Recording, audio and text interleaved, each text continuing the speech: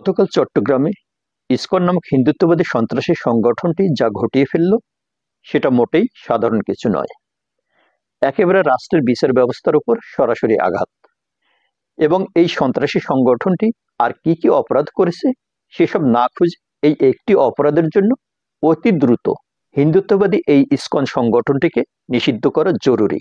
মুসলিম অধ্যুষিত বাংলাদেশে অনেক ইসলামী সংগঠনকে ইতিপূর্বে নিষিদ্ধ করা হয়েছে। অনেক মুসলিম স্কলার কিংবা ধর্মীয় নেতারা এই দেশে গ্রেপ্তার হয়ে নির্যাতন জুলুমের শিকার হয়েছেন। তাদেরকে দিনের পর দিন রিমান্ডের নামে পুলিশি হেফাজতে নিয়ে নির্যাতন করা হয়েছে। তখন কিন্তু এদেশের ধর্মপ্রাণ মুসলমান কেউ রাষ্ট্রের আইন হাতে তুলে নেয়নি, বিক্ষোভ করেনি, আদালত প্রাঙ্গণে গিয়ে তাদেরকে ছিনিয়ে নেবার জন্য বিশৃঙ্খলা সৃষ্টি করেনি। এদেশের ধর্মপ্রাণ মুসলমানরা রাষ্ট্রের প্রতি শ্রদ্ধা রেখে সংযম দেখিয়েছে। কিন্তু হিন্দু ধর্মের আড়ালে থেকে ইসকন নামক সন্ত্রাসী সংগঠনটি চট্টগ্রামে যা ঘটিয়ে ফেলল সেটা কখনই কোনো ধর্মের অনুসারী সাধারণ ভক্তের বিক্ষোভ হতে পারে না। এটা এই দেশের বিরুদ্ধে, ডক্টর ইউনূসের অন্তর্বর্তী সরকারের বিরুদ্ধে সম্পূর্ণরূপে একটি পরিকল্পিত ষড়যন্ত্র। গত 5 আগস্টের পর থেকে প্রতিবেশী দেশ এবং পতিত আওয়ামী লীগ সহ দেশের কোনো কোনো মহল ঠিক এটাই চাচ্ছিল এবং তারা আজকের এই পর্যায়ে এসে পুরোপুরি সফল।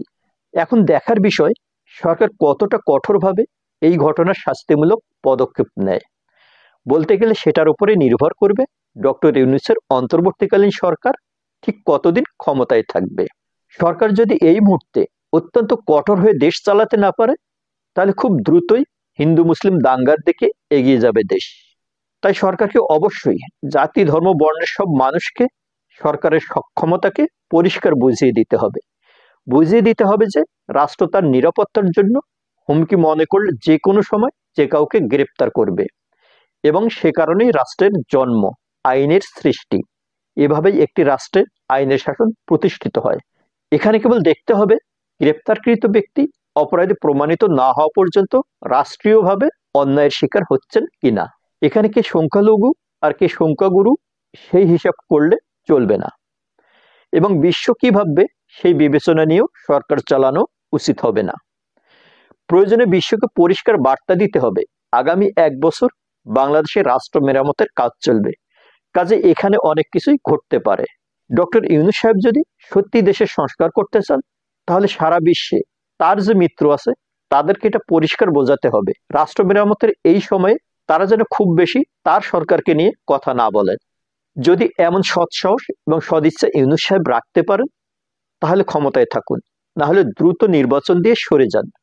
ভঙ্গুর এই দেশটাকে আর ভাঙবেন না। সচেতন মহল জানতে চায় দেশে পুরোপুরি সরকার ব্যবস্থা কায়েম থাকার পরেও রাষ্ট্রের বিচার ব্যবস্থার বিরুদ্ধে দাঁড়াবার এত সাহস সংখ্যালঘু সম্প্রদায়ের সন্ত্রাসী সংগঠন ইসকনের হয় কি করে, যেখানে কিনা আওয়ামী লীগ শাসন আমলে দেশের অধিকাংশ মানুষ জানতই না ইসকন আসলে কি। যেই না হাসিনা ক্ষমতা ছেড়ে পালিয়ে গেল তার অল্প কদিন পরেই মাথাচাড়া দিয়ে উঠল হিন্দুত্ববাদী এই সংগঠনটি। একের পর এক অযৌক্তিক দাবি নিয়ে আন্দোলনের নামে সংগঠিত হতে শুরু করলো। আর সরকার প্রধান ইউনূস সাহেব তাদের পাশে গিয়ে সুন্দর সুন্দর কথা বলে ভাবতে লাগলেন তারা সবাই তার কথা মেনে নিয়ে লক্ষ্মী ছেলের মতো পাশে থাকবে। কিন্তু এরা যে স্বৈরাচারী হাসিনার বি টিম, একই সাথে ভারতের দাবার ঘুঁটি এবং যে কোনো সময় সুযোগ বুঝে হাসিনা ও ভারতের হয়ে মরণ কামড় দেবে, সেটা বোঝার মতো বিবেচনা বোধ ইউনূসের হলো না। আর হবেই বা কি করে? সরকার প্রধান হবার আগে তিনি তো এই দেশের মানুষের পলিটিক্স সম্পর্কে তেমন ধারণাই রাখতেন না। হাসিনার আমলে দেশে সংখ্যালঘু নির্যাতনের অনেক ঘটনা ঘটেছে। এমপি মন্ত্রীরা নানা উপায়ে তাদের সম্পত্তি নিজের নামে লিখে নিয়েছে।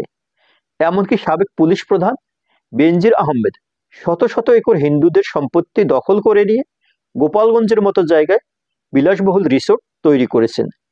তখন কিন্তু কোনো মিডিয়া কিংবা ইসকন সেই সবের বিরুদ্ধে কোনো কথা বলেনি। কিন্তু এখন যখন কোথাও কেউ কোনো হিন্দুর সম্পত্তি দখল করছে না, তখন একের পর এক মিটিং আয়োজন করে সাম্প্রদায়িক দাঙ্গার দিকে দেশকে ঠেলে দিচ্ছে এই চিন্ময় কৃষ্ণ দাস।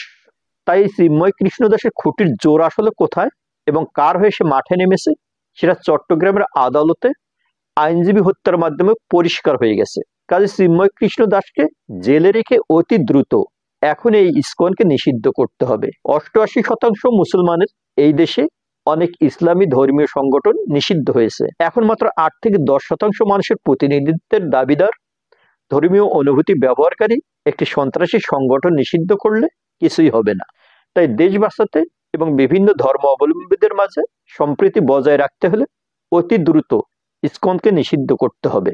পাশাপাশি চিন্ময় কৃষ্ণদাসের যথাযথ শাস্তির ব্যবস্থা করতে হবে। ভালো থাকি, ভালো রাখি সবাইকে। ভালো লাগলে চ্যানেলটি সাবস্ক্রাইব করি। ধন্যবাদ।